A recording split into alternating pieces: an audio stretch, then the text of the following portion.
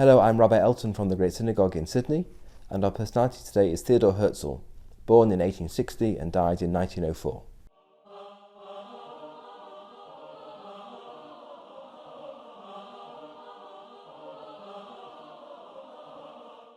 Herzl is credited as the father of modern political Zionism, but his career did not begin in any way interested in the future of the Jewish people or a return to the land of Israel and the creation of a Jewish state.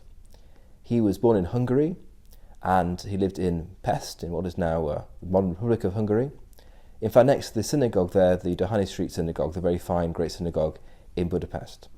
His family were Neolog Jews, somewhere between Orthodox and Reform, and were not particularly attached or affiliated to observant Jewish life.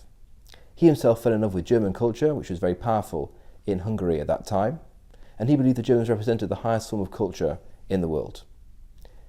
He wanted to assimilate totally into European society, and in fact was a writer in German for several newspapers. He was sent as a correspondent by the New Free Press to France in the 1890s, and they became aware of the Dreyfus case we discussed last week. Now, this is somewhat disputed, but at least if you look at the timing, it's clear that Herzl's conversion to Zionism and his creation really of modern Zionism coincided almost precisely with the Dreyfus affair. And the argument has been put forward that Herzl realised that his proposed solution to anti-Semitism of complete assimilation and Jews simply becoming part of the countries in which they lived was not a viable option. That anti-Semitism would still raise its terrible head and would still cause great suffering for Jewish people in whatever society they lived.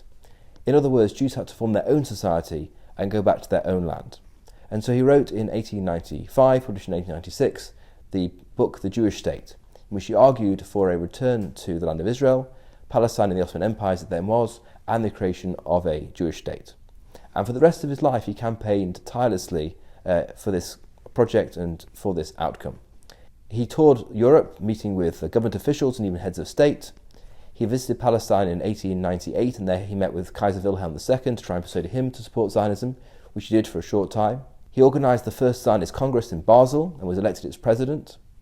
And he pursued every means possible through writing and through campaigning, through lobbying, in order to gain support amongst Jews and amongst non-Jews for the creation of a Jewish state.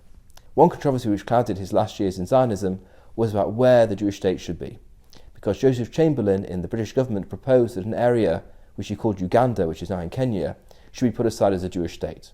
And Herzl thought that a state somewhere was better than the state nowhere.